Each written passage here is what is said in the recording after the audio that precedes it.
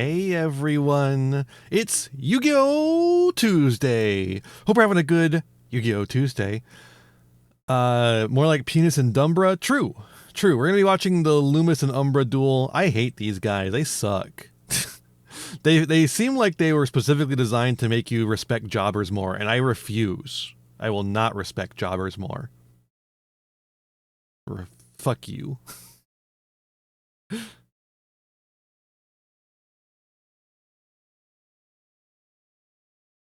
How we doing? Hope we're having a good day. I'm having an okay day. The dog is not.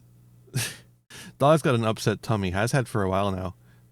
Hopefully it's just like some sort of stomach bug, or maybe we've changed the food, so hopefully that'll help. Did you hear about the fuckery concerning a top-level NAWCQ player?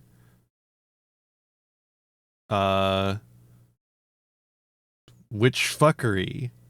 Because I've heard somebody was cruising for some trans woman. Yes, I did hear about that. I won't say a name, but I did hear about that.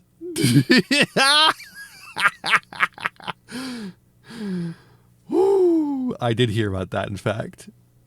Uh-oh. What is it with, I'm not going to say a name, but what is it with that first name and Yu-Gi-Oh players? Like, what is up with all the Yu-Gi-Oh players with that first name? We have to do something about them. No more Chris is allowed. Oops, I said it. I'm not going to say the last name, though. Legitimately, I'm not going to say the last name. But that's it's so fucking crazy. I can't believe it. I sent it the Golden Nova. I was like, what the fuck is going on? And Golden Nova suggested Force Femme, so based?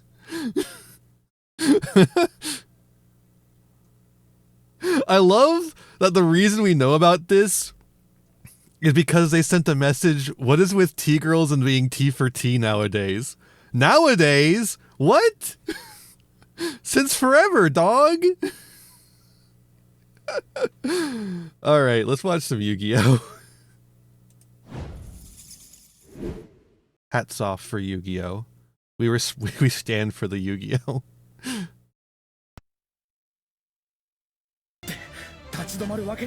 I can pause. That's crazy though, by the way. Just like fucking it's dangerous to go alone, we'll pick you up. Case, then why did they need to evaluate?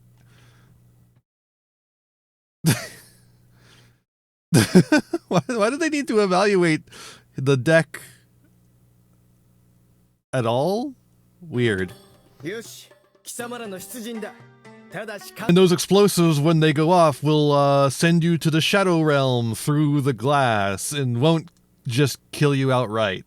It'll definitely send you to the Shadow Realm. Don't worry. Maybe. I don't know. It's hard to hit it because they are really good players, right? I think wasn't the top one Honko Chow, right? Like, we were talking about some pretty fucking good players. So, like, how do you account for just a bunch of good players deciding that one deck is the best deck in the room and only playing that deck, right? And then if you look outside of the top 8 into the top 16, you see a bunch of decks that aren't Blitz, right? So it's like, you know, how do you accomplish that? Blitz is strong, cards that counter it are very awkward too. That's the problem, I think, because like the cards that counter Teller Knight are very obvious and easy. Like it's a very hateable strategy, very easily hated out of the format, as you can see by the fact that Blitz completely destroyed it. Blitz is definitely going to get more points. There's no doubt in my mind it's going to get more points. It's just like, how much does it need? Yeah, it's like, how do you counter Blitz? You side Happy Memory? Like, I guess. I remember you were telling me, like, you were thinking about fucking My Body as a Shield? Like, what the fuck are we talking about? Like, surely there's a better counter, but like, there's not really. So yeah, I don't know what you do about that necessarily. It is obviously, yeah, that is true. It is a good deck if top players decide it's the best deck in the room. It is because it is a good deck, right? But like that doesn't necessarily mean it was so as overpoweringly strong as it bore out in the results, right? That's what I'm saying. Like maybe it could have been a 3 of 8 deck instead of a 7 of 8 deck if it wasn't for the fact that every good player was on Blitz, right? But, I think you should make the format maybe not as obvious that way, right? You gotta find ways to make it not that obvious. They're gonna have to hit Blitz before we get Lightning Crash. That's true too. You have to hit it anyways, so you might as well start hitting it. Next episode. I've got lost talking about Genesis format. What a cool format. You don't have to play all the like that. What the only card they got for you summon Obelisk turn 1.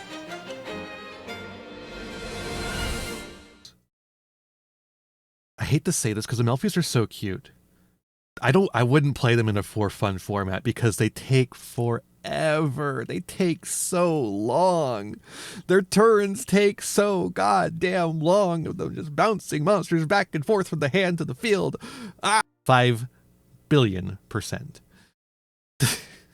All right, we're going to take a quick little ad break. And I'll be right back. Right back. We'll be right back with more Loomis and Umbra duel. All right, see you in a second, everyone.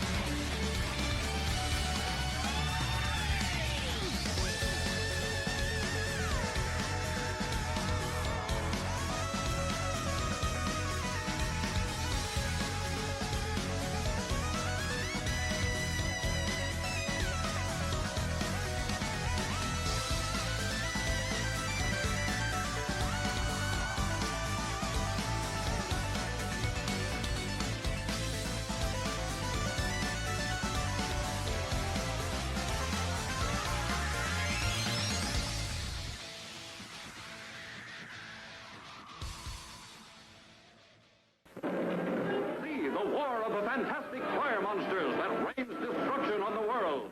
See Gigantus, the fire monster from Warner Brothers.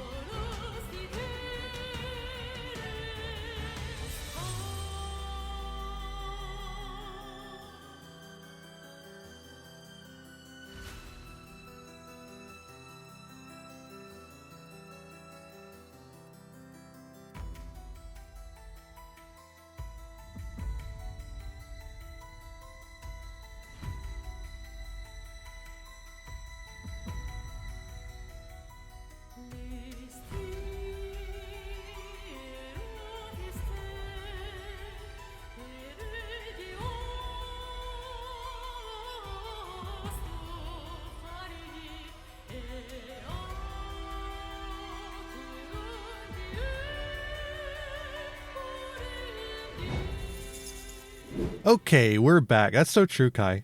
I 100% agree. Look at that blue eyes. It's a little worm. He's a worm with big eyes. Oh my god. You got game? Hey, give me your motions. I need a motion. Help me. They squished me up against the glass. Bodies to the opponent. The monster shall be destroyed. Also, yeah, using Soul Exchange to tribute 3 of his opponent's monsters. He's just playing the that new one, right? He's just playing that new God card one instead. Just like erase that in your memory and replace it with. There's also people doing it with like Lab, and you were like sending shit with Beatrice or some shit. I think I hate being in debt so much. You motherfuckers put me in debt so goddamn much that I fucking hate it. Get in the goddamn helicopter.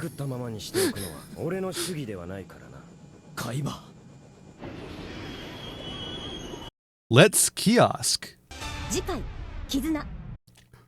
Look at that. Look at that Yugi. Who is this? This is a different guy. What the fuck? Everyone thinks you're Hitler. All right, we're going to take a quick ad break and then we'll be back with some YouTube. Everyone loves watching YouTube. All right, see you in a second, everyone.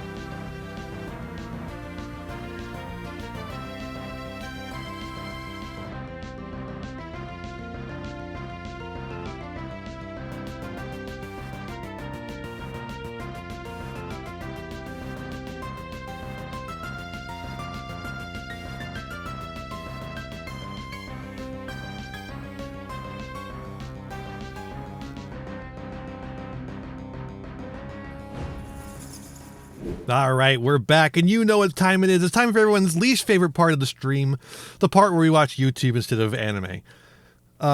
Skipping the yesterday's episodes, today's recap. That's true? That's true? Can I get a true? Don't forget to subscribe to Batchew's Library, of course. This new archetype is weird. It's really strange. Not sure exactly how to feel about it, but it does feel kind of bad right now. There's one more card coming for it, but it's going to have to be pretty strong to make the deck playable, I feel like. How much I enjoy that meme. It's pretty good. So what I've got for you today is Rivalry Bootcamp and the story of MetaZoo 2. What are we thinking today, folks? Which one do we want to do first? We're doing both. Do we want to do Rivalry Bootcamp first or MetaZoo first? Want to laugh about MetaZoo?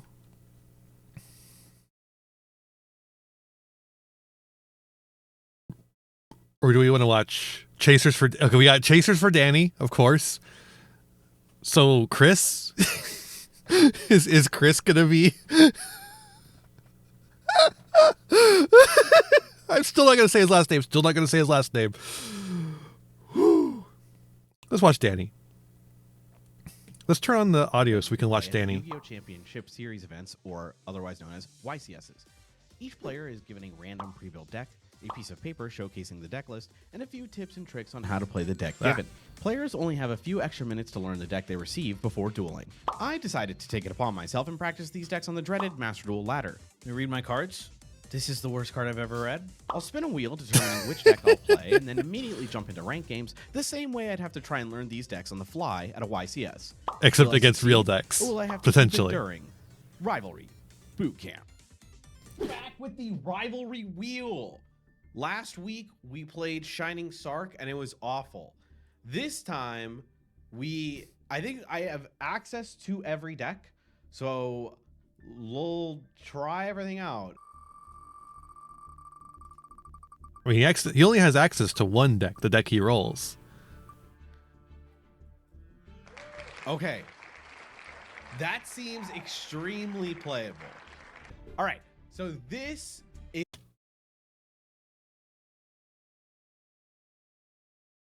I mean, I guess that is Rivalry of Warlords Gold Pride. deck. And I'm looking at this. This is broken. What?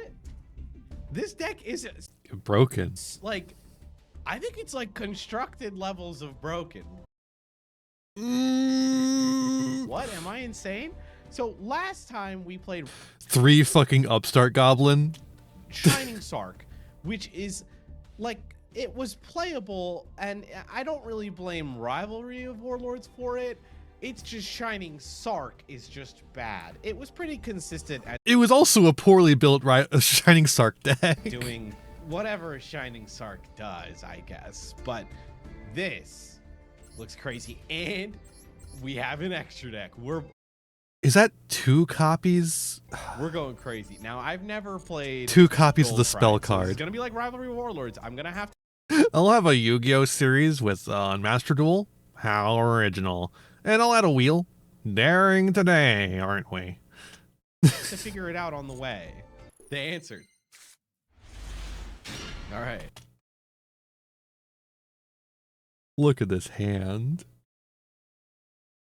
Look at this hand. Look at this hand. Look at this hand. Oh shit. What the hell does this hand do? No, it's all the gold prides. I'm realizing the gold pride part of this deck is kind of ass. I love doing nothing. Fucking awful. Oh my god, literally nothing. Dude, these cards are so bad. Oh my god. The opponent might also be a bot, considering their name is 19764. Dude, you can't. There's a play nothing, here. Man. Set one Orville the pass. Bayonet. Yes. This okay. I gotta know how. You cosmic your own card, yeah. The gold. I price guess. works. Okay. By the way, only 2 copies of this in the deck. I don't know if he edited that or something because it's a UR. He didn't want to make it. The only good But man, that's grim. Carry! And I take the damage, so now I am finally lower than my opponent. So I can... Oh, I can He just could have switch Cosmic his all- own card. Alright, nice. Is Leon not a starter? No. Leon is only... I have to have the guy in grave already, right? You can target one non-warrior Gold Pride monster in grave, special summon it. Also, Leon locks you into Gold Pride monsters. Dude, this guy's terrible. Wait, why is this even played in Punk? It's so bad. He's Wolfbark, and he locks you.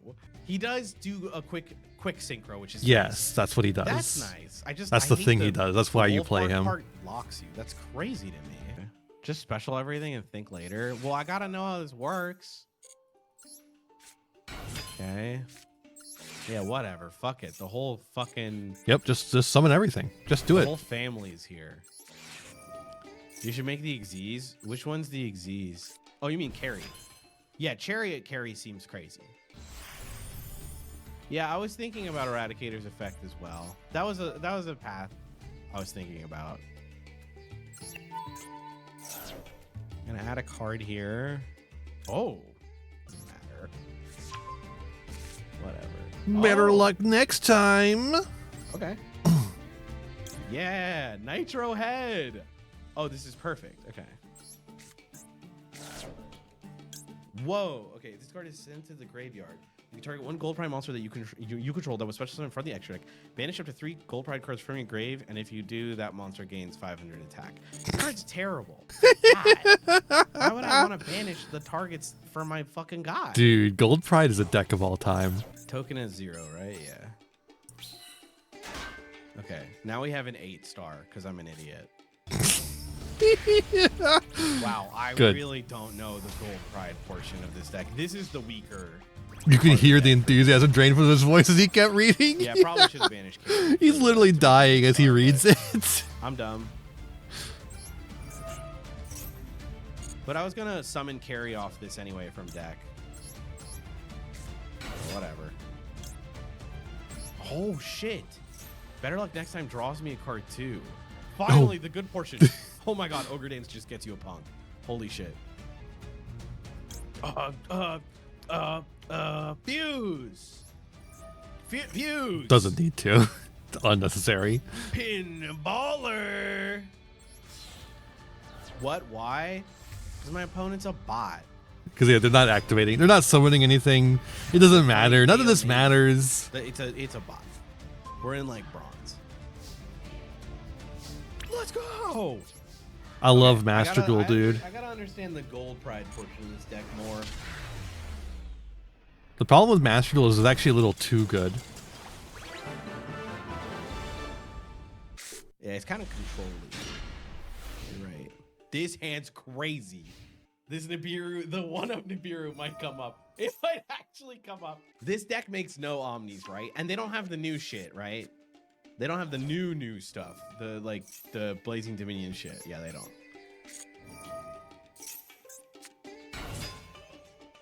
Not yet.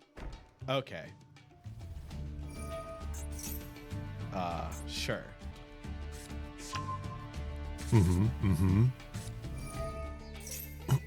That nib's gonna come in handy. Glad you drew that. Is it a one of? Yeah, I'm just gonna do it on Summon 5. I'm pretty sure you're right, Adam. I don't really have to think about this. No. The Gold Prides are live. Yo! Rock.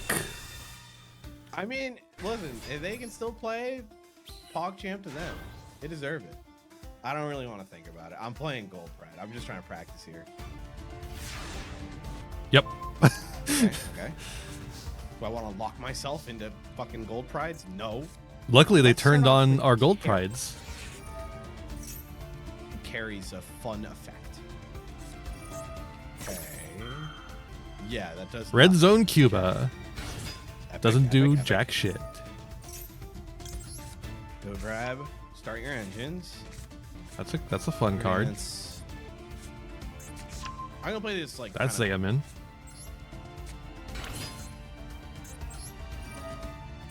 Gonna add. So we already have Foxy Tune here. And Spider. Whoa! That was the wrong effect.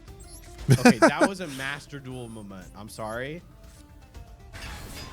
Get owned. That was a Master Duel moment. Sorry. Oops.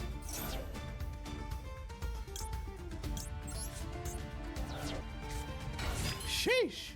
Almost fucked that up. Good old Rising cart. It's a good thing these punk cars are in here, otherwise you wouldn't be able to do anything. You'd be stuck playing Gold Pride. Nice. Nice. Activate. Synchro. Drag and drive. There we go. There we go. There we go. Now we're playing. I don't think I have links in this deck. So I get a little bit of advantage here because I don't think Genesis has the EMZ. Yep. effect. Draw. Oh, fuck you. It's just awesome, dude. Like, I don't know what to say. Okay. I can summon Leon here. Okay, watch my opponent Nibiru be back. Ashura King. Ashura King. Great. Yeah, take this. Yeah, take this. Yeah, take this. Get in there, Nibiru. Awesome. Boom! All right. The Gold Pride deck is too good. The hang of it. This deck is hard. This deck, they want you to just learn this instantly, dude. Yeah, it is kind of a fucking insane deck to just have Easy to just pick up and play in the pick up and play it's format. not the hardest deck in the world, but like, I mean, that's Rivalry. You'll know some parts. You'll be like, okay, I kind of remember this card. I get this, but like, I don't know. It's not not that easy. I'm also an idiot, so we gotta factor in some stuff for idiot Luke. Yeah, but the average Yu-Gi-Oh player is also an idiot. Please no. Right? Dude, I was just like, I didn't get to say it in time. I was like, please stop letting me open Leon. This card is so bad. Oh my god. Wow. Awesome stuff. Normal summon carry. Just negate this. Hell yeah. Whatever. It sucks because like I could use multiple start your engines. But whatever. It's fucking Labyrinth. I'm fucking toast. Dude, don't ever put Labyrinth in Rivalry of Warlords. I'll actually just blow it all off, smooth off at a YCS. All right, I actually have to think if Start Your Engine does resolve, what card do I get? I can Leon Synchro. That's a 6-star. I can also Quick Fuse for Roller Baller. So it's a 2 equips for monsters. Okay, Jesus Christ. What the hell is going on? Well, let's see what the back row is. I don't know. Maybe it's like Mirror Force. It's obviously Labyrinth. They have the Labyrinth sleeves. They have the Labyrinth PFP. They have the Labyrinth extra sleeves. Big shocker. Big welcome. Yeah. Why is Darkhole in this deck? I will keep trying to attack. It's during damage, right? So I guess the card never saw the board. So, oh, no. I can't target it with Start Your Engines because it left the field before the chain resolved, which is really funny. Like, it's a good card. I just like don't know why this specific deck gets Darkhole. What is the theory behind that? I don't know. My opponent isn't like threatening me, so like I'm just like whatever. I'm gonna keep trying until they DC.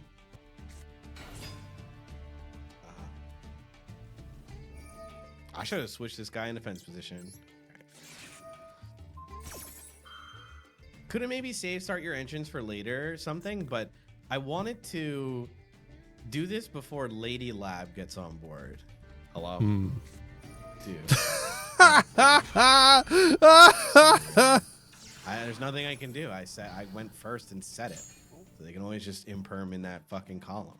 God, Imperm is such a fucking good card. This and my opponent is They're learning. Oh my god.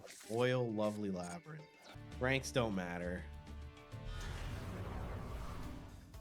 As long as they click the fucking buttons, you could just shove your head up your monitor, and not too difficult to play this deck.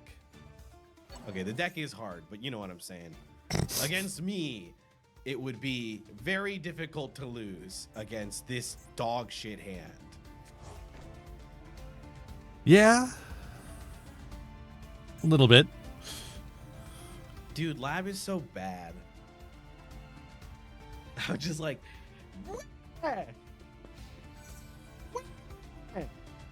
my life points are lower, and I can Leon it back. I can Leon her back. This was all the plan. This was the plan. This was the plan. Yeah, Yeah, totally. against mid punk gold, pride anything can win. Yeah, I mean literally. Fucking Vorse Raider won that duel. No. Why is my opponent taking 70 years? Bad connection. 900 attack monster. What do you want me to do with this? Wow, man, this is the fucking punk experience. This is drawing Gabu game. The Fucking rivalry hell. I know and love. All right, I mean, I'll try and wipe the board, I guess. Sure. I'm surprised they haven't gotten Lady yet. Okay, where the hell was she? Like, okay. Dude, Lady's so fucking annoying. This card is so Do it again. ridiculous. Do it again. Stupid. Just Yeah, Dark Hole again. Slow rolled Lady Labyrinth. Like, what are we doing?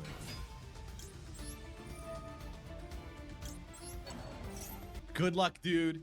Yeah, pick one. Synchro, you're bad. You're bad. I was never gonna pick Synchro, you fucking idiot. How do I out this fucking card? That's so fucking annoying now. Sure, whatever. You know, if you had Darkhold preemptively, I don't think you do, yeah. they wouldn't have known what to I pick. literally just can't out her. It's crazy. She was like worse than Lovely. Everything else I can like maybe deal with. Whoop, whoop, whoop. Yeah, we can't Gaboo her either. It's actually unreal. We can't destroy her with Dark Hole either. Synchro was annoying there because I'm like, wait a minute. Oh my god, I wish I had a fucking Gold Pride monster in hand, man. Better luck next time. Oh wait, we have Rollerballer here. Hold up. Okay, we'll try it. Because I have Gaboo too. Oh Jesus, I'm low. Okay. Good thing the I think that audio macro cue is helped him nothing, there. I think. Second big welcome. It could be. That would be annoying. I hate that Rollerballer needs your own materials. You can only use the previous effect of Pinballer once per turn. Also, if your life points are lower than your opponent's, the effect's activation and effect cannot be negated. Oh my god. What the hell? Dude, this guy's fucking crazy. Let's Take three, go. dummy. I can now Gaboo, and I can start my engines too. Ah! What am I doing? That's if it was in perm, they could have activated it though. Alright, there he goes. Whoop. Sure. Summon the other guy? Yeah. I don't really want to draw him, so yes. They have the Daruma cannon, but that's fine. Mr. Dude, we're doing Ballman. actually pretty well. Bring This me a card's a ball. terrible draw, but Boom, whatever. boom, boom. No, it's not. Make 'cause I it the can fuse. ballest that This I've draw's ever really good, balled. actually. They have Daruma cannon, but that's like fine. Maybe. They have the Lovely in hand? No, the ladies in graveyard. I'm gonna destroy it, and then I'm gonna negate it. That's fine. Just gonna do this. Just stop the ad here. Get owned. They don't have a bounce. It'd have to be second big welcome here to bounce. That'd be like really annoying. Nothing. How does the Nitro token work? It's adjacent monster zones and spell and trap zones. So if I put it on the zone in the middle, does it pop the back 2 spell traps, like the right middle. So it's like a plus. What the fuck? Okay. The concede Dude, button. Dark hole coming in clutch. Am I dead? Yeah, and that would be death. Yeah. Yeah, the bounce doesn't target. Yeah. No, I know. I know. Typhon is a good card, so I'll just let this resolve. Need a way to out that fucking back row, and I think it's actually Eliminator. We'll fuse. Try and fuse here. And if they book, that's fine too. Because then they book their Typhon. No! Come I need to on. fuse! Come Okay, well, on. that's fine. I'm happy that's on your turn and not mine. Sure, that's fine. I lose Roller Baller, but how do I out this guy? How do I out this guy? Oh, it's a quick effect. Star Leon's so good. Okay, it's just Star Leon. Star Leon outs it. Well, wait, we just have Dark Hole. Okay, so we have to out the Book of Moon. How do we out the Book of Moon? I don't really know. I think we just make Nitro Head and hope my opponent doesn't read it. Oh, dude, I'm getting so low. That helps. That is a decent draw. That helps. A new set card.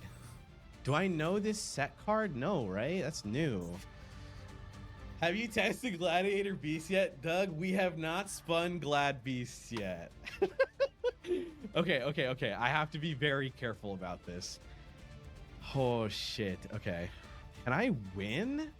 I'll try. I gotta try. I need this one gone. I think I would have saved I just that don't know what that last back row is. to make sure. 'Cause that last back row could be really scary. Typhon, you're right. They could do that now if they wanted to. Dude, if I win this game, I will declare Labyrinth the worst deck ever. Okay. Resolves. I think it's just a bad player, but whatever. They have something.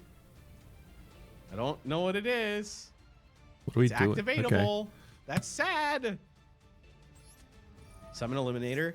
It's one of the worst regardless of what you say. Okay, but I have to play this game out, so I have more authority than most. Any Joe Schmo on the street can say it, but I know it. What could it fucking be, man? I gotta like force it somehow. I don't have anything I can make. The Kashtira player lock out his own Typhon with a This is 200 Welcome plus attack Labyrinth, field and spell they're just, today. like, chilling. Stupid. No, I can make stuff. I can. It's so funny I that can the make a effect works that 3-star. way. I can make an 8, a Gold Pride 8-star. During your opponent's turn, quick effect, target a Fusion Seeker disease link monster on the field, or if your life points are lower than your opponent's, you can target 2, destroy them. Once we're starting, this card's terrible. God damn it, dude. Okay, I can banish Roller Baller, make a 5, synchro into a 10. Guess what? The deck doesn't have a 10 because this deck is fucking awful. It's cross out. Just go for it. I can tribute summon Deer Note. True. This is exact, so. Please. Yes. Wow. Oh I can't believe he did it. I won that. Holy shit. Dude. I kind of played out my freaking mind for that one. Oh, fuck.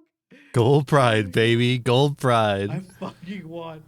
Did you know I Oh made my a theme God. song for Gold Pride? At least I understand was felt this inspired. deck's game plan infinitely better than I did before. I understand the punk portion pretty well. The Gold Pride portion I'm getting a better handle on. You need to summon Carrie. She's the best card. She's they good. only give you 2. They only give you which 2 is, though.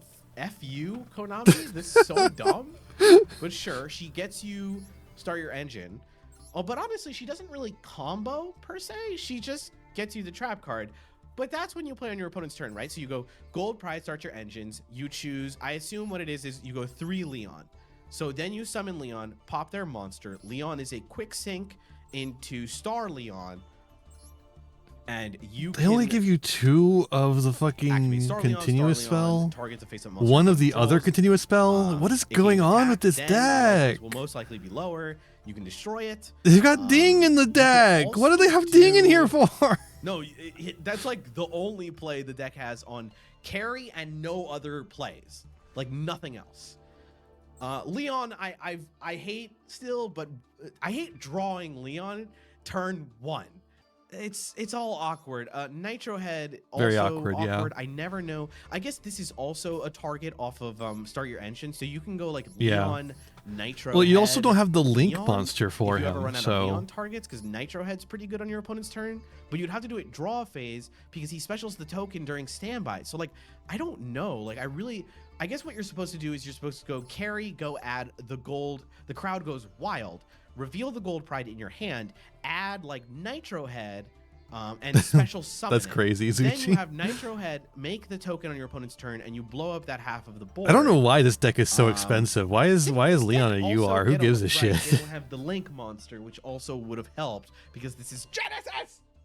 Anyway, we'll see you all later. Subscribe. Thank you to all my patrons, including Drunkle Akir. Absolutely. Okie dokie. That was that one. Now it's time for this one. Let's learn a little bit about MetaZoo some more. Rise to fame. Something unprecedented. I followed it from the start here, and it had this meteoric rise to fame.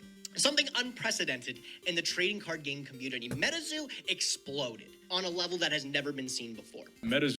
God, the Nim Nim video about MetaZoo is so fucking good. Zoo Games has, in fact, filed for bankruptcy. As of May 20th, they filed for bankruptcy, and that information is now publicly available. I got this letter in the mail about the bankruptcy of MetaZoo Games, and there is this notice of possible payment of dividends. MetaZoo was like, learn, you know, broken cards here. You think it's balanced, it's not. New MetaZoo rumor. Rumor is the company is being purchased and coming back. You know, with GQL, it's like this tremendous. Yeah, I feel like they could really go back to, and like, change the basically rarities work of with, like, older the tanking archetypes, but industry. And Bigfoot. There we go. There's the rare. Very cool. Oh, and a super rare Mothman. Don't give it one set. Give it a year. Let's find our beat together. Like let's do some cool things, and people will want to do cool things with us.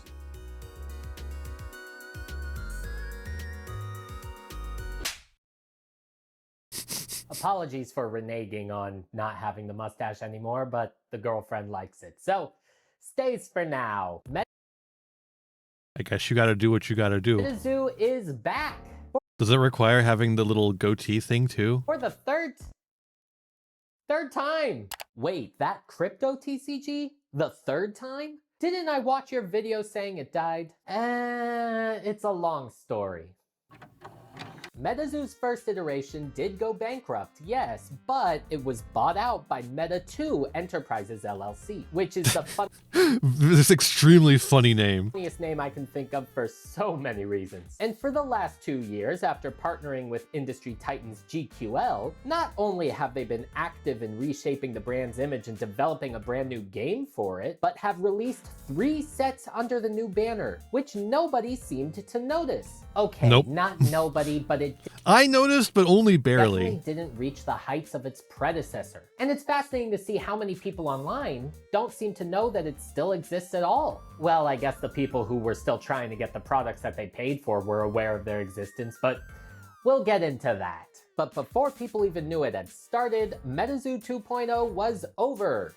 God, the cards look so much better in MetaZoo too. Or at least there's been a change in publisher, complete with an entirely new philosophy. Welcome to MetaZoo 3.0. So let's take a trip down memory lane to see what's transpired over these last 2 years with MetaZoo. Like, I'm sorry, I know that the original MetaZoo cards were supposed to look like old Pokemon cards to get that nostalgia factor, but I'm sorry, old Pokemon cards look like shit. They look bad. But even the MetaZoo cards look worse than those, right? They looked worse than the original Pokemon cards. MetaZoo 2.0 and learn why there's been yet another change in management and all the drama that comes with it. A special thanks to Nick Strength and Pokemon, whose interviews with key members of the MetaZoo team were a huge help and resource used for this video. I'll link his channel below if you'd like to take Huh. What a guy. a look at them for yourself. And thank you, of course, to my lovely patrons who make That's this true, whole thing Zuchi. possible. They changed up And the- to Vince the Kai-chan for the amazing format so many music, as times. always. Links in the description below. First, I'll stand by what I've said in the past. MetaZoo was special, and I do mean it. A brand new IP tied to CryptoZoo. I mean, look at that. It looks like a how to draw anime version of Ken Sugimori's art. Or mythical maybes as I like to call them since these animals have only been rumored to exist, is a goldmine idea. A concept everybody knows and does not require heavy licensing fees is a great way to spark initial interest. So I can understand why a company might swoop in and pay. It looks like a drawing contest you'd see in an elementary school, and it's traced. It's like mostly traced from a Ken Sugimori art, but it's like a little wobbly. Pay $2 million to the rights to the IP to salvage it from the garbage bin. Yeah, that is what somebody paid for the rights, $2 million. Others have clearly had the same idea. I feel like $2 million is actually not that much, like in the grand scheme of things, but it's a lot for a completely failed thing like this. Such as the Cryptid Camp TCG that popped up after MetaZoo's dissolution. Oh wow, that's just MetaZoo. Oh wow, that's just MetaZoo. Oh my god, they just made MetaZoo. Started by a Whatnot streamer heavily involved in original MetaZoo. It's easy to see why the watercolor charms and monster capture features, reminiscent of early Pokemon, might have value to a company looking to capture that market. But unlike new companies that have started to use these characters, the MetaZoo name itself comes with baggage. If you'd like an in-depth look into the issues with the original MetaZoo, you can go watch my video on it on my channel.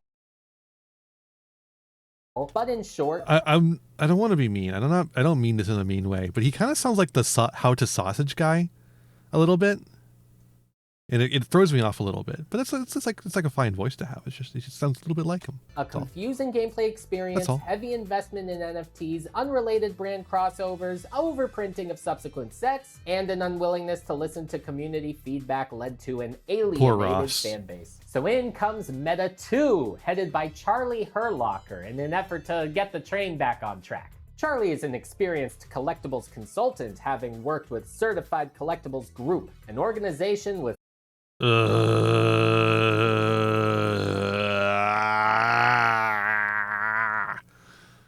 That's my thoughts on CGC. Several different CCG. grading companies under its umbrella, including such names as JSA and CGC, not to And CGC. Oh yeah, okay. I was like, why am I going for CGC instead of CCG? No, that's because I'm more familiar with their comics branch. Yeah. be confused with CCG, a different prominent grading company that happens What the fuck? to share the same initials. My head's not spinning at all. Charlie and Meta 2 seemed to realize that the first Dude, issue to tackle I hate was this the shit. gameplay. So we I think we have to destroy every single grading company for this crime. better bring in some experts. And God, did they really bring in some of the world's top experts. Enter GameCubator Labs, or GQL for short, a company built to help trading card games get up off the floor and develop. And would you look at who one of the heads of the company is? I can't believe it.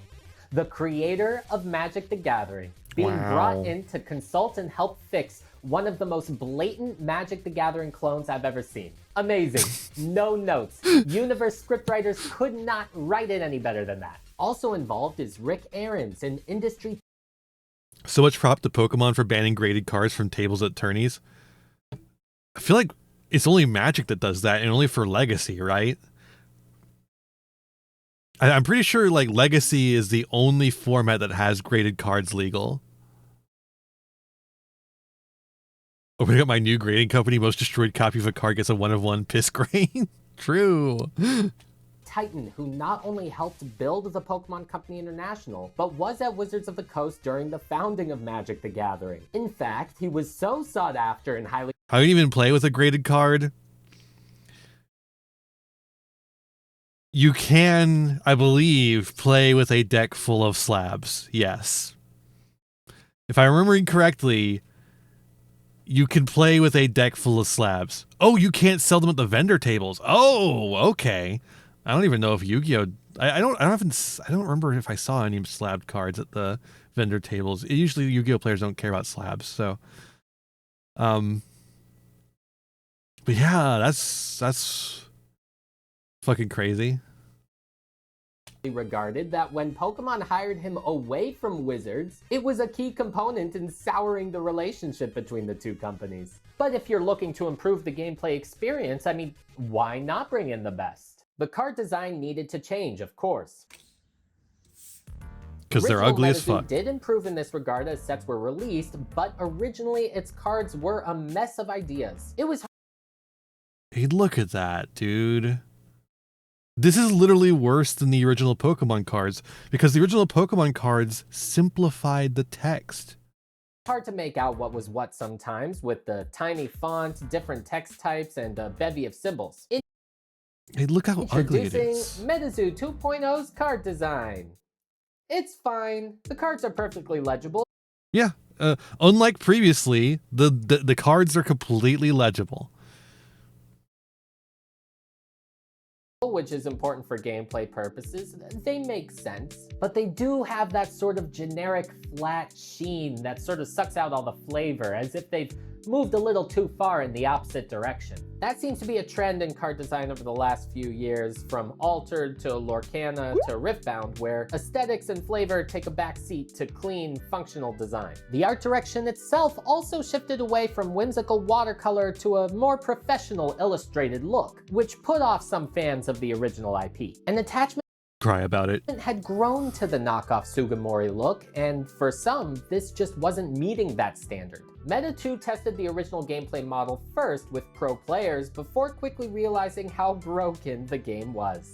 The whole system needed to go. A lack of specific zones where card effects are determined by what cards your card is physically touching, or your proximity to a specific location or object, are things that will break your game. Where am I gonna find seashells? So for this next iteration, they decided to scrap the fourth wall breaking gameplay elements entirely. Let's go. Get rid of them. The original MetaZoo gameplay was not designed by some of the world's leading game design experts, so it's understand that it needed to change. OG Zoo was like if they had hired me to design the game. Someone who's interested and passionate about game design, but doesn't have the real world experience doing it, or the years of knowledge and know-how. I'm gonna f it up a bit. So here's the new gameplay system they came up with. Why doesn't anyone try making unglued? Has anyone done an unglued set? We should do an unglued set. Marvel Snap.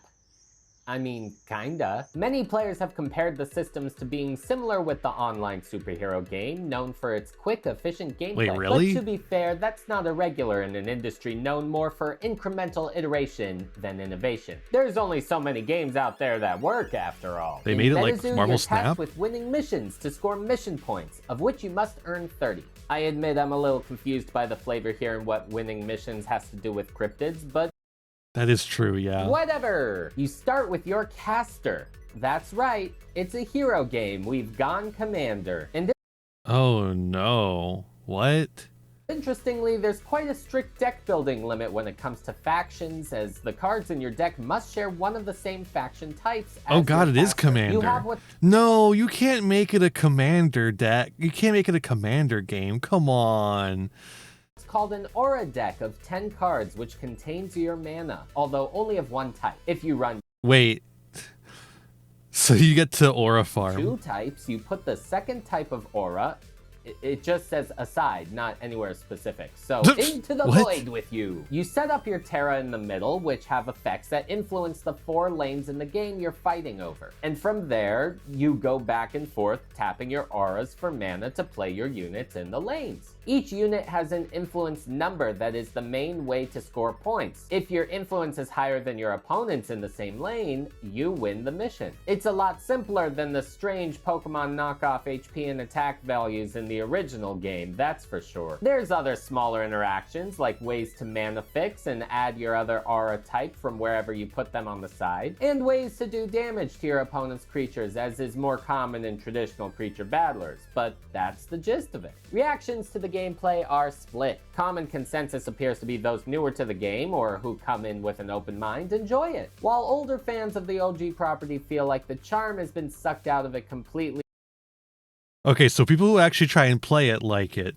A huge problem, there aren't really any new outside MetaZoo fans coming in anymore. There's a smaller dedicated community. Meta 2 dropped the old community when they didn't like all the changes of the new game, new product. Also, their core fan base have an insurmountable reputation to get past. New products already being liquidated on release. They don't want people confusing MetaZoo for Meta 2. The name is the same. Sounds like these people just want an investment product. Without those wacky fourth wall effects. GQL was tasked with not only redesigning the game, but the fundamental problem to Doom MetaZoo was a failure that the gameplay was an afterthought. Well, yeah, and then Meta 2 seems to be gameplay first, but for some reason they decided to just use the name of MetaZoo, which everyone just already knows is the failed game, right? I feel like that was the big mistake. Manufacturing, marketing, publishing, everything. Building that infrastructure takes time. Why so would you make it a MetaZoo? But they finally make your own card game. They said at the end of March 2025. This relaunch of the game came with a ton of news, announcing a partnership with Collecticon for convention support, starter decks known as Flex decks, which could be broken apart so that one deck could be used for a 2-player game. Ah, see, that's what you get with top game designers. Cool, player-friendly quirks like that. OG MetaZoo hyped up large cash prizes for their tournaments, which puts a lot of pressure on the judges of these events. I mean, a two-player starter set? Does it come with a manga? Some of the old cards ask for you to cry. Imagine crying with cash on the line, and a judge has to come along and determine whether or not your crying is sufficient for meeting the card's quota. So there are actually a few different categories of bourgeoisie birdies, and it's a fucking security camera on a bird? What the fuck does that mean? What cryptid is that? Meta effects within the old MetaZoo cards. I just wanted to show off some of my favorites. There are some that you can prepare for if attending a tournament. For instance, you may only use this power if a passport is within eyesight. Okay. What? Oh, is this about the birds or surveillance drones created by the government conspiracy theory? Okay, that's actually kind of funny. That's actually pretty funny. But also, it requires you to have a passport in sight to activate its effect. You have to have your passport out to activate this effect.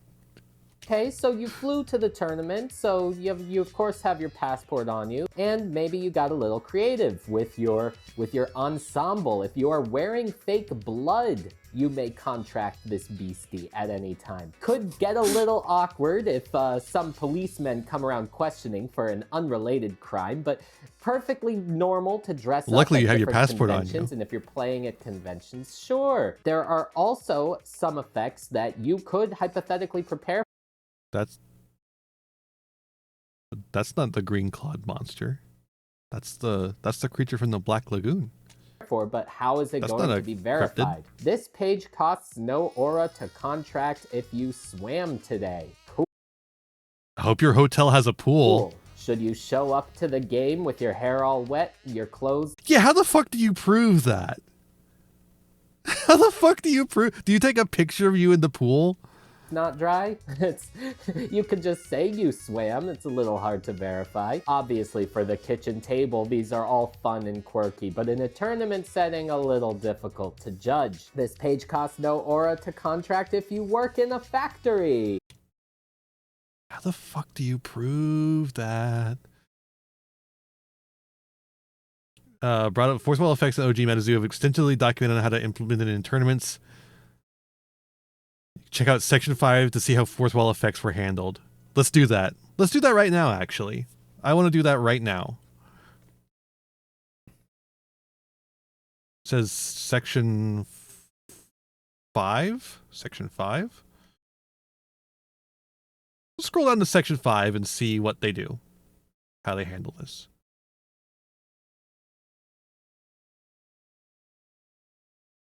Fourth wall effects. It was unique because the fourth wall is trying to influence things. Fourth wall effects will be only attributed by pages in the arena. Items. Outside factors such as weather, current location, private information will not be considered eligible during a professional event. Why not? Fourth wall effects cannot be triggered by the name or art of a page in any event. Require casters to do specific actions during the game.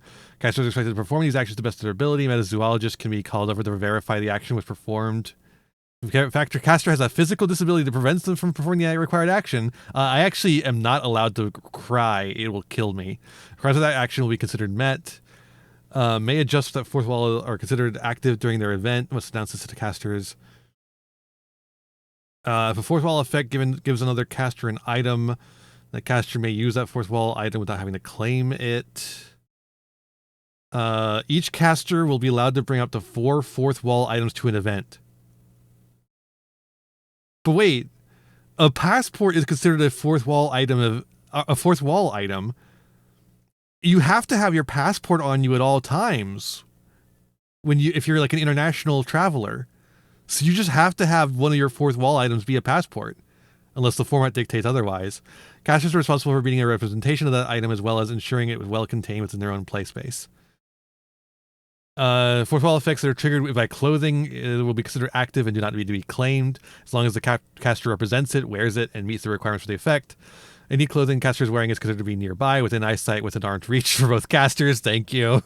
Accessible clothing includes blouses, boots, coats, dresses, hats, heels, jackets, jeans, pants, shirts, shoes, socks, shirts, skirts, socks, suits, sweaters, swimsuits, tank tops, ties, and vests. Swimsuits, dude. Swimsuits.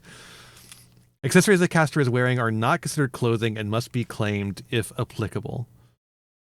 Claimable fourth wall items. Any fourth wall item listed below must be claimed and represented in order to be for the corresponding fourth wall effect to be considered active. Oh, okay. So you can have your passport on you, but it has to be claimed to be active. Okay.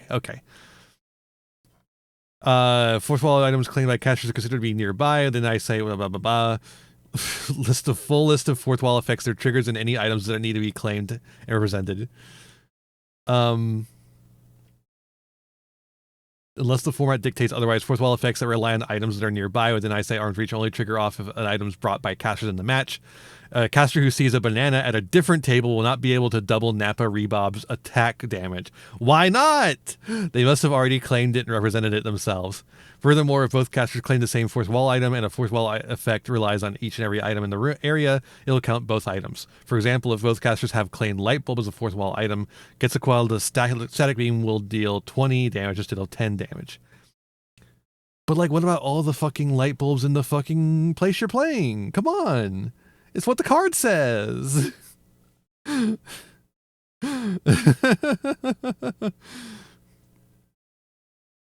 This is so stupid. This is so fucking stupid. If a fourth wall effect requires a real item, as in real clouds or real boats, it cannot be represented, claimed, or triggered in a professional event or non-pseudo format. That's stupid. How, like, you made the card. Motherfucker, you made the cards!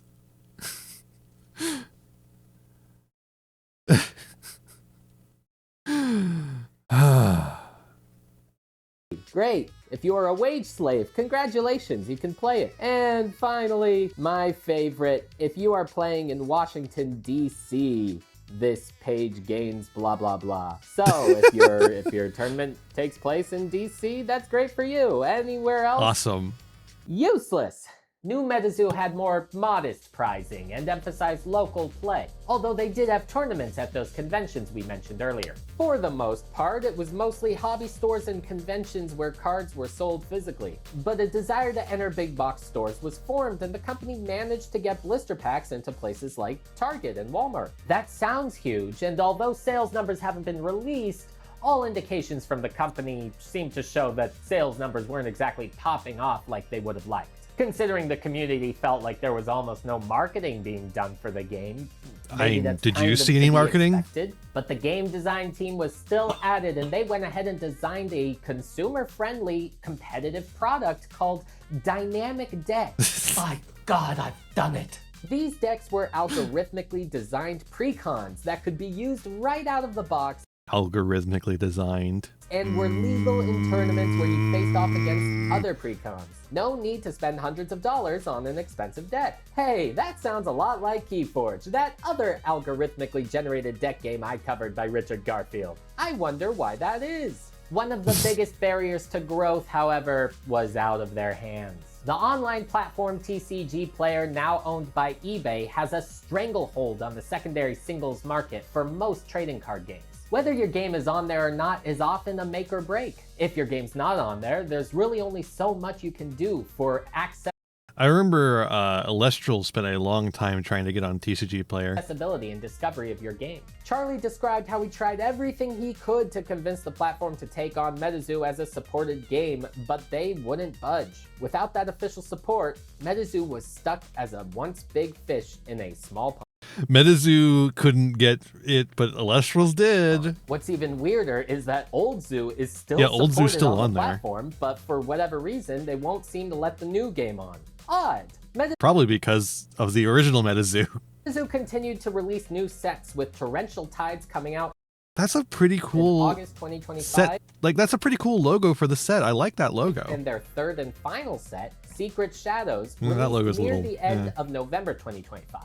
By the way, all of the marketing materials that I've found, most of it's come from their Instagram, which of course only goes to their followers for the most part, unless they're buying ad space. But it's mostly Instagram posts for set releases and the dynamic decks and flex decks. But on their YouTube channel, except for the launch, it has been mostly Is that the Angry Video Game Nerd? No, it's not quite. bare for so long, and fans have complained about the lack of marketing, and it's very evident that maybe that's why nobody knows about the game, which is weird. As you'll see in a little bit, they claim to have sold 2 million booster packs of MetaZoo cards.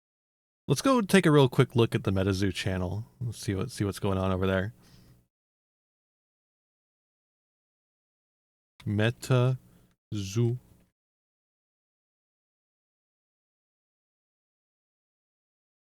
Searching MetaZoo does not get you to the MetaZoo channel. There we go. Here we are. What are the views on these? 2K views, 1K views, 448 views. What are the subscribers? 3,000? Folks, if you can get me 1K more subscribers, we will have more subscribers than the MetaZoo TCG. Please help me get 1K subscribers so we can have more subscribers than the MetaZoo TCG. I'm getting more views than them. Holy shit. Jesus Christ, that's grim. Grim. But nobody seems to know that the game still exists, and the lack of marketing maybe is a big part of that. Which is why when even the fans are complaining about a lack of communication post Secret Shadows, you know something's off. I mean, people were saying there was complete and utter silence for months. Well, not exactly silence, but fans were looking ahead and wondering, hey, what's the plan here? And for a while, these fans just didn't know. Things felt like they were at a bit of a standstill. Awesome. The company had made a lot of claims as to the things they wanted to accomplish. An expansion of lore, an animated TV show, a digital marketplace, but a lot of people Alestral's problem. I'm noticing an Alestral's problem going seem on. to think those in charge weren't very interested in the IP, or simply couldn't devote the time needed to the game, considering the other games they were also in control of. GQL is an incubator after all. They're trying to launch a lot of games off the ground. Charlie appeared on Discord and addressed some of the issues that plagued Newzoo, as it was called. According to him, one of the largest problems was a huge push on global strategy for MetaZoo backfiring, due to the immense global tariffs Same thing happened to that Alestral's. were implemented around that time. He acknowledged that the precariousness of the industry interfered with their ability to release more core sets So when is CarPG TCG going to make a video on on time. Alestrals? But he was insistent that they were rebuilding the pipeline for the continued health of the game, and even said that Meta 2 would step up and take a more active role in the future of the game. Turns out, they were working on some things, and it was all revealed a few weeks ago. On June 26th, a major shakeup was announced. A new proprietary digital marketplace, a brand new website with online accounts, the return of Oh, is that Cardio? Oh no, don't work with Cardio. You're going to get an Alestral situation. Classic MetaZoo? And a new owner, sort of. GQL sold the rights to the licensing and publishing of the IP back to Meta 2, and will work in the background as merely a consultant from now on. Charlie left the position of Meta2 Enterprises manager, succeeded by popular online personality Gem Mint Pokemon, aka Zach Browning, an avid MetaZoo fan who apparently came up. Like you can't like Cardio. You can't let Cardio do anything. Cardio is so fucking bad. I hope that wasn't Cardio. It just looked like Cardio, and they've made their own database instead. But fuck me, dude. If they went with Cardio to do their database, they're fucked. They're screwed. All right, let's take a quick little ad break, and we'll be right back.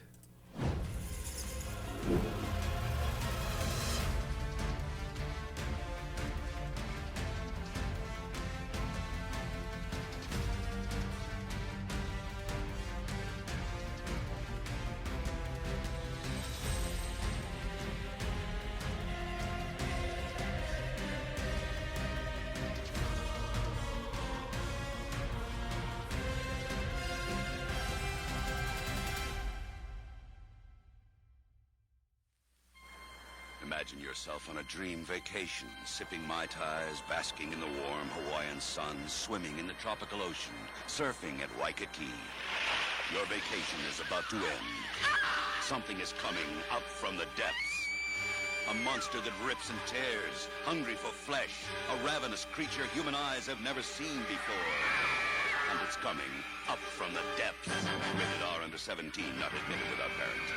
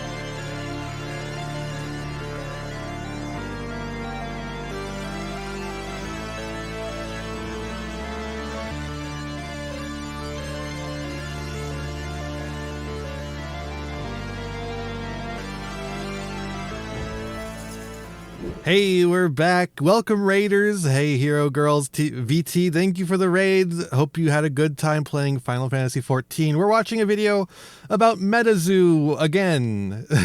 The revival of MetaZoo.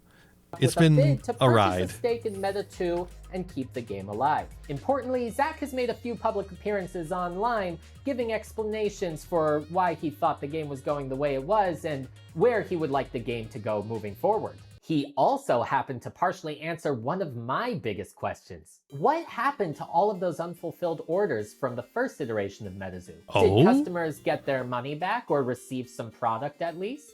After all, as Nick's Strength in Pokemon's excellent insider video shows, we know that Nick's Strength in Pokemon is such a fascinating name for a channel. I'm doing weightlifting and I'm also doing Pokemon. This is the two things that my channel does. old MetaZoo was stuck with tons of inventory that they couldn't move at the time of bankruptcy. Even though customers had orders out for merchandise they had never received. Is this where it was all hiding? There are even YouTube comments claiming that they recognize some of the inventory in the video as having supposed to have gone to them. So what happened to all this stuff? But we knew that a lot of the inventory had been like pillaged and stolen, and someone had even been arrested. And we knew that the inventory list was outdated.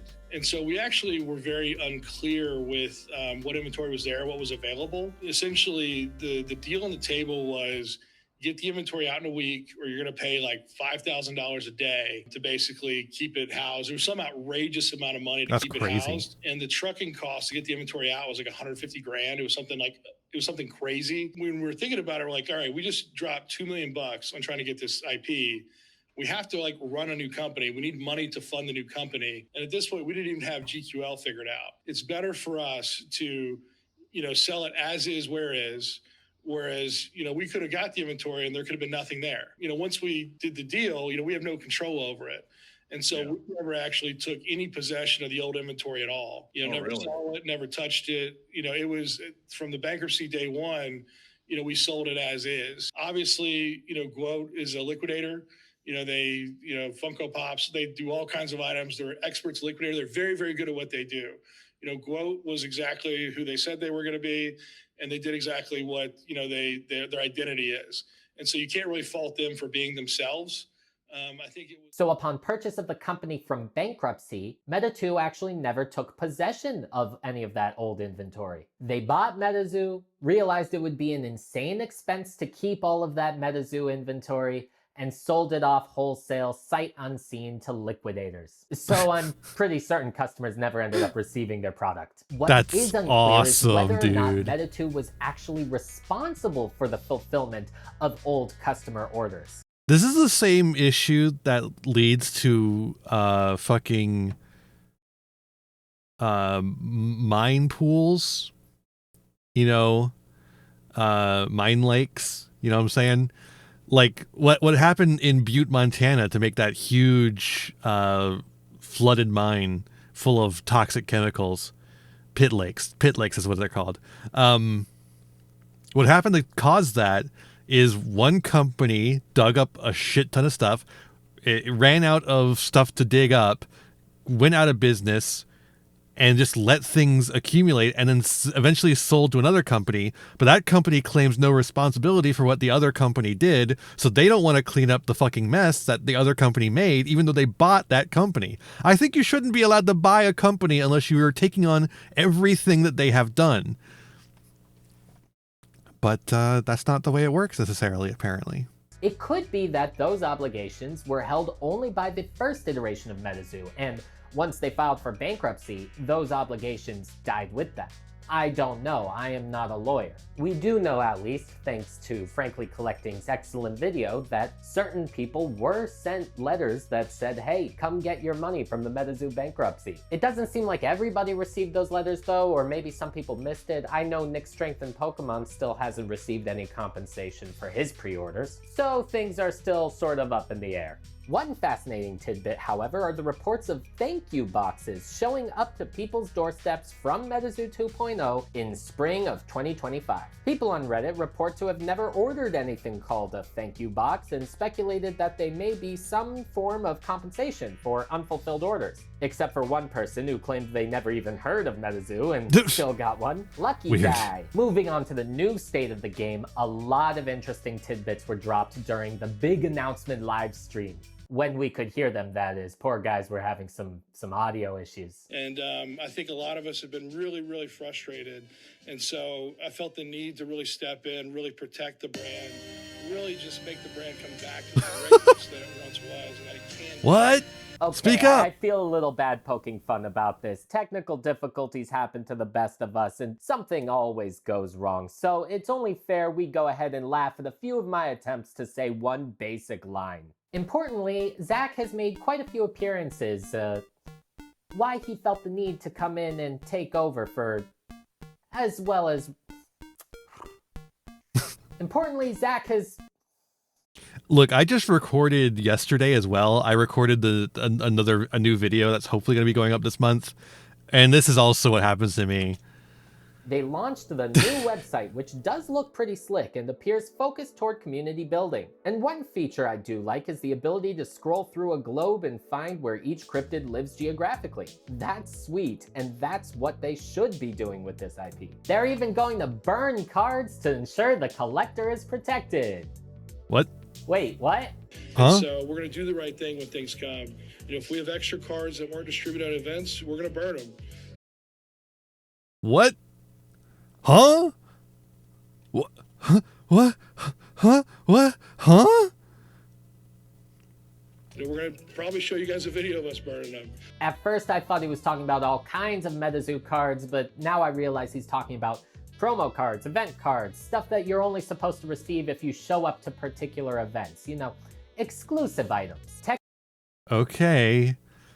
That's still fucking insane? Technically, after the events run their course, these cards are not supposed to enter circulation as to not cheapen the efforts made by the players who did show up to these events. So, I get it. I understand that if they continue to exist, the risk that they get stolen and enter circulation anyway goes up. After all, we know for a fact that original MetaZoo products have been stolen from inventory. There was even an arrest made over it. I know this might be a standard industry practice, but burning cards just sounds like such a waste. I don't know. Maybe shred them or something. That sounds more eco-friendly if it must be done. But this other well, unfortunately, those cards probably have a bunch of metal in them, so you can't even, like, recycle them. It's almost like the TCG industry as it stands currently is an inherently wasteful industry and probably should be restructured in some sort of way. Comment about short printing sets did have me raising my eyebrows. There's no risk of MetaZoo failing in the future simply because we're just going to shorten the print runs. We're going to make these things sell out. We're going to protect the collector. We're not going to do any reprint. Hey, what about the gameplay? Do you like people play your game? Are you wanting the people to play the game, or are you only interested in collectors? We know how card games work.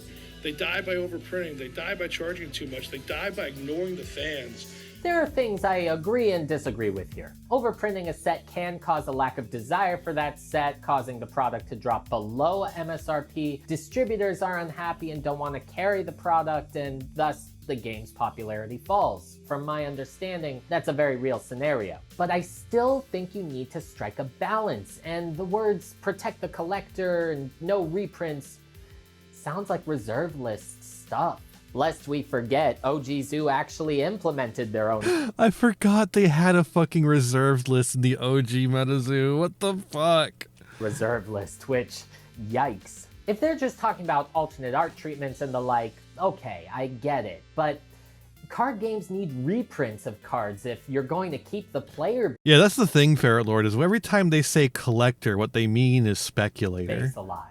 Yu-Gi-Oh! Reprints their staples in accessible formats every so often because they know the player base would drop off the game otherwise, since staple cards are so difficult to get and expensive at launch.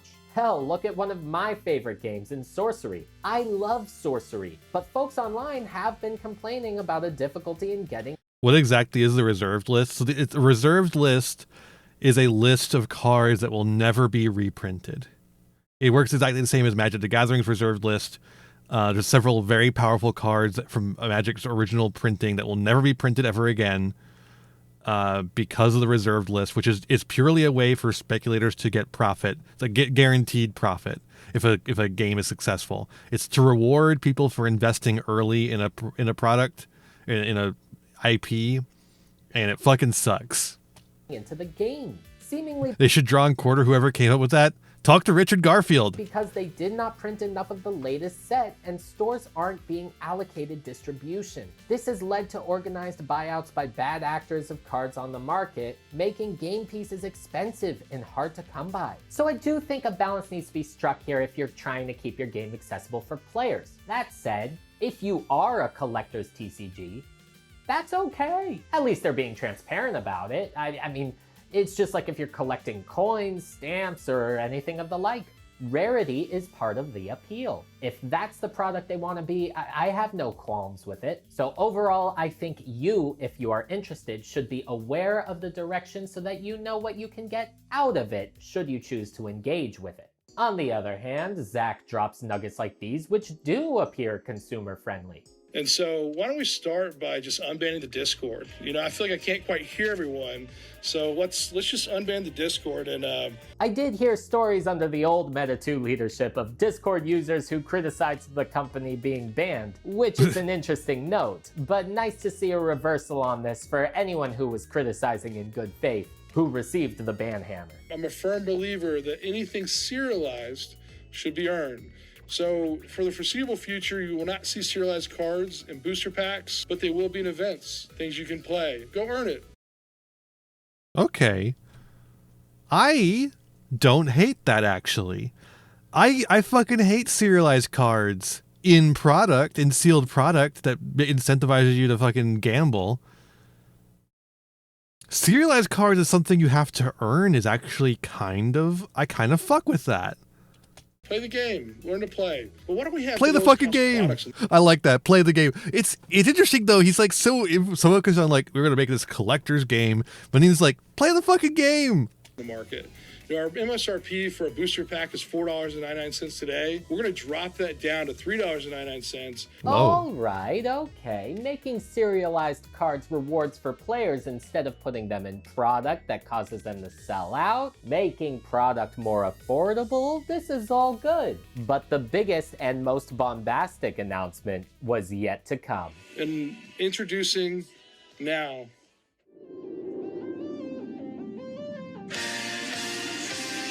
It sounds like it's being played on a phone.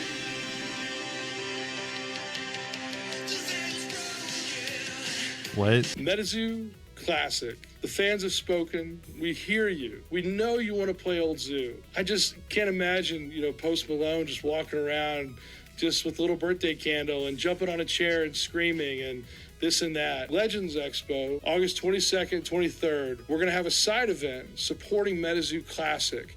It'll be the classic format as the game is currently designed. I'm going to say this once.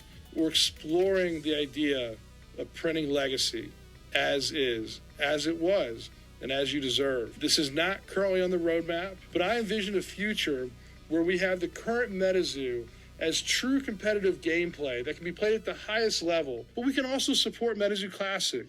We can support casual gameplay. And I think the Fuck. Did he figure out how to make this work? Fuck, dude. Did he figure out how to make MetaZoo work? God damn it. That sounds perfect. That sounds like exactly what it needs to be. There's like a real competitive MetaZoo, and as a separate thing, there's this classic MetaZoo that appeals to the fucking Pokemon early card game nostalgia and has all the stupid fourth wall effects. And it's a casual format for casual players. Fuck, he figured it out. How did he figure it out? Holy shit. The old MetaZoo is one of the best games for tabletop at-home gameplay. It doesn't mean we gotta fight. It's worth noting that the reprinting of old sets isn't actually confirmed, and they do still have to worry about the reserved list. I don't know, since they're a new company, they might have not need to worry about that. But oftentimes reserved lists are like a full-on contract. And if you start reprinting old product that are on a reserved list, you could get into theoretical trouble. I don't know. Who knows, there's enough of the old stuff out there for cheap anyway, if that's what you want. But casual play events using old MetaZoo cards are planned to be held. It's nice to imagine a world where old MetaZoo is supported for the fans that it still has. But That's MetaZoo's really big interesting. entry into a return to producing new product takes form in a special collector's set. collector booster box. I think most of you, like me, are just, where's the next product? When's coming out? When can I rip some new zoo? And so one of the first products we have coming out is Yokai Rising. Am I muted? Great. This set was Yes. designed under Yes. They said yes. GQL, but Zach actually made the decision to reduce the size of the box to 6-packs at $10 a pack. $60 for 6 packs of cards is certainly expensive, don't get me wrong, but a far cry from Magic the Gathering's pricing. I mean, people eat these things up, can I really blame them for it? There are pros and cons to the collector booster box model for players, something that I plan to cover in a future video. While I can understand the benefit they may have for reducing the prices for non-premium card treatments, from what I can tell, Yokai Rising does appear to have mechanically unique cards included that you can't receive anywhere else. Uh-oh. Uh-oh. So a premium mini set with mechanically unique cards at a higher This is a real price mixed from a bag, company huh? that says they Okay, I was just making sure, because that looks... Okay, I think it's a real artist. won't do It looks reprints. kind of AI, Yeah, you know what I'm saying? I don't know. It just sounds like you're risking the Dragon Lord outcome in Sorcery, inviting speculators to hoard premium products that contain unique game pieces until their prices are astronomical and regular people can't afford them. Oh, At that the was same Sorcery time, anyways. Zach does stress that his version of MetaZoo will be different from the Literally never looked at sorcery in my life. How he's okay not trying to make MetaZoo explode in popularity or become one of the big boys, and if he has to run the company at a loss, so be it. He does seem passionate about the IP itself. I still think they have an uphill battle. Are there more Pokemon plushies back there? It looks like there's a Munchlax and a Lickitung? Is there a Lickitung back there? Considering the reputation the IP has earned, but they do have a loyal fan Lickitung base, plushie. and there are a lot of What? people who still revere the old MetaZoo, so if that's coming back, maybe they can pull it off. Is this property for me? Probably not. I've moved on to other things at this point. But as long as they're being open and honest with customers, you know, I wish them the best. I do these TCG documentaries quite often, and I've made quite a few now, so if you're interested in videos like these, go ahead and watch another one. And what are your thoughts on MetaZoo 3.0? Did you have any Can you experience psychoanalyze with someone through their MetaZoo plushie choices? 2.0? I think so. Let me know in the comments below. All right, Vince, take me away.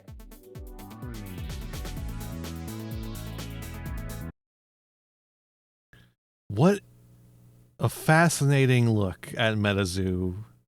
I did not know all that shit about MetaZoo. Huh. That's interesting. Got a Jirachi, a Banjo Pikachu, a Marshadow, a Lugia, and a Hydreigon. And a substitute doll. Oh, you're a trans girl. The substitute doll really cinched it right there. That was an instant right there. Easy. Damn it. Seems to be a gets set by a well-known artist. Yeah. I was thinking that same thing, especially once I figured out it was Sorcery instead of MetaZoo. I think Sorcery is a little older. I could be wrong though. Meow Aquarium. Hey, let's watch an aquarium for a little bit. Look at that fish. I like that guy right there. That's a cool guy. Can that guy turn around? Turn around. Nope, we're going to a different tank. Hey, the whale shark's back. Whale shark, whale shark, whale shark. And there's the other whale shark too. Whale sharks are so big. I loved going to the Osaka Aquarium and seeing the whale shark. So big. I think that's gonna be it for me today. I think we're done now. I don't have anything else for us to watch. And it's, you know, it's been almost 3.5 hours. That's a pretty good stream. I'm getting tired. You know how it is. This is a 3-hour video. Yeah. I'm going to watch the rest of it while you're gone.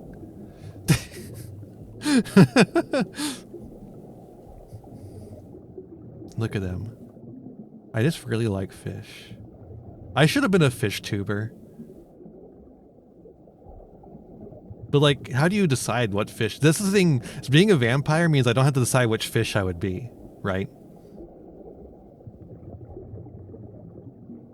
Like a manta ray? A jellyfish? A whale shark? A regular shark? A barracuda? An eel?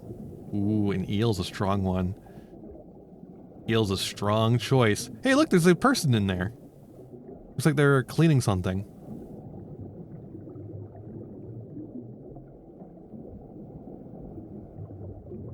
With these kind of tanks, you have to have, like, to have enough water to contain a whale shark, you have to have crazy strong glass, because the sheer amount of pressure of that amount of water will break normal glass. So that glass is like a foot thick at least.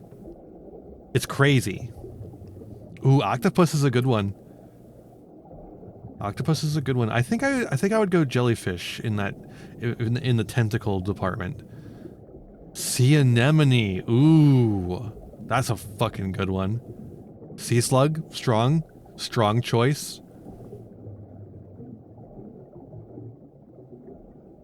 But I say all that to be like, imagine the pressure of being in there too. Like swimming in that tank, there's got to be a lot of pressure in there. I wonder if you have to like depressurize.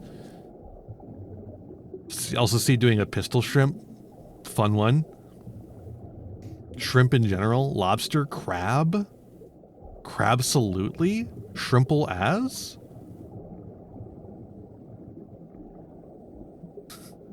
Look, there's 2 suckerfish hanging onto that whale shark.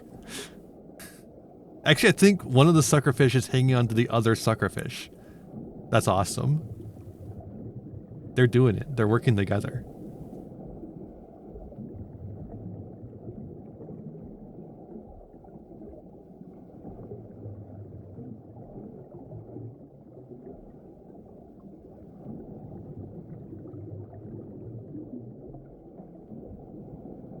Angelfish could be a strong one. That'd be a weird VTuber though.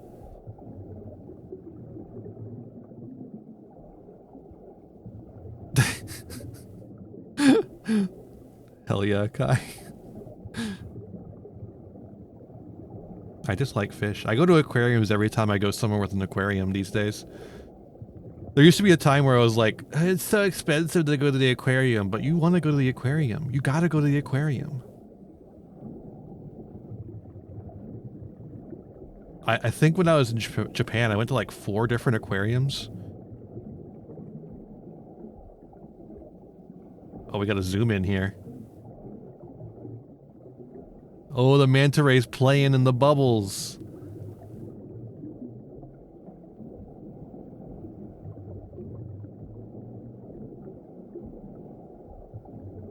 Lion's mane jellyfish are huge, yeah.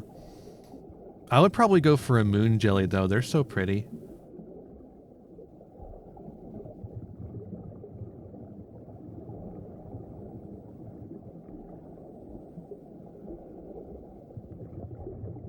Portuguese man-o-war is a fun one because it is, and like several jellyfish are like this, but the Portuguese man-o-war I know specifically is is not actually one organism, but is several organisms working together, which is fucking fascinating.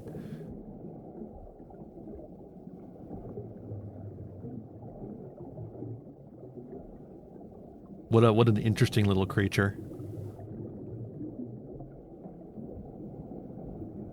Shout out to narwhals. True.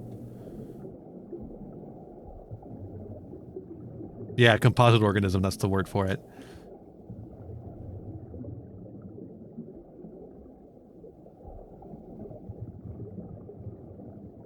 I like how there's multiple types of rays in here. This one doesn't have any sharks that aren't whale sharks, which is interesting. Oh, horseshoe crabs. Those are good. Everyone's favorite crab. They're not actually crabs. Horseshoe crabs aren't actually crabs. They're closer related to spiders. They should change the Magic the Gathering card Horseshoe Crab to be a spider instead of a crab.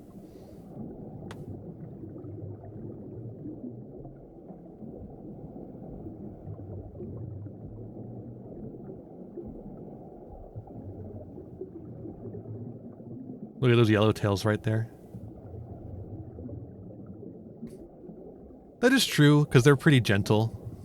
But you do have to, they're easier to manage if you have the tank for them. Like once you've built the tank, yeah, it's no problem. Although from what I understand, they are also kind of hard to keep alive because they are so big. In captivity, I should say. They should make a paleo that's an insect. True.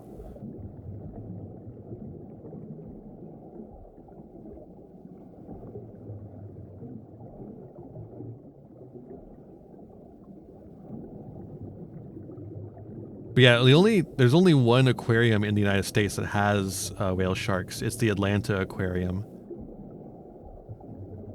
Oh, anglerfish is a good one too, yeah.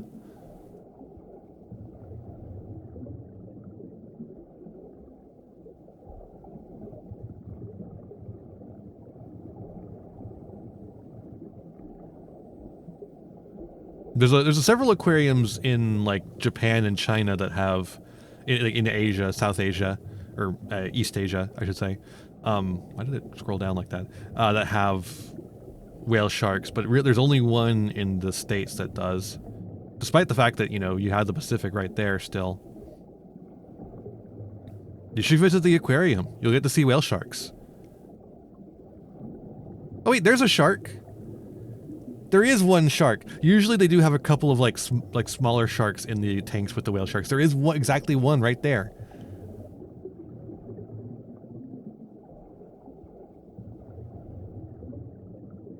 Yeah, bigger fish just really aren't meant for captivity at all. They really can't handle it.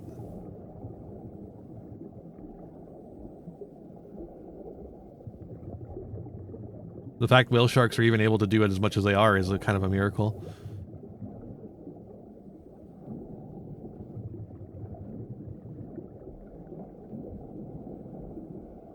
But yeah, there's a shark right here. So there must be a couple of smaller sharks in here. But yeah, the one in Osaka has like a couple of sharks. I think even hammerhead, I think they have a hammerhead in there with the whale shark. Thoughts on bivalves? I don't actually think about bivalves very often, but they are there. VTuber, that's plankton. VTuber, that's barnacle.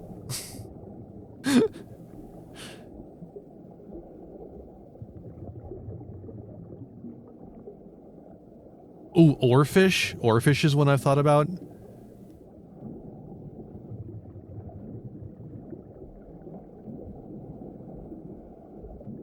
They actually had oarfish at one of the aquariums I went to in Japan. It was crazy. I didn't know you could get those things in an aquarium.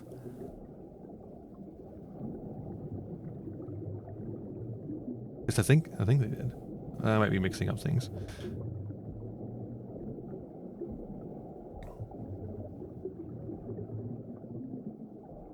Anyways, I think we should head out now. Thanks so much for joining me. I hope you enjoyed. Exclamation point socials in chat. Simple as that. Get you all the places you can find my staff. I'm gonna send you somewhere else now. Where am I sending you?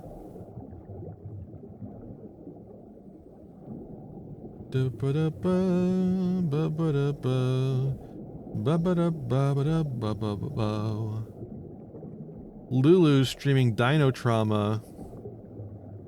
We were talking about fucking fish. What if instead it was dinosaurs? The other thing I was obsessed with as a kid. Alright, have a good time with Lulu. I'll see you next time. When you get over there, be kind and courteous as I'll ask you. With that said, be kind to yourselves, be kind to others, and have a wonderful rest of your day. Bye-bye.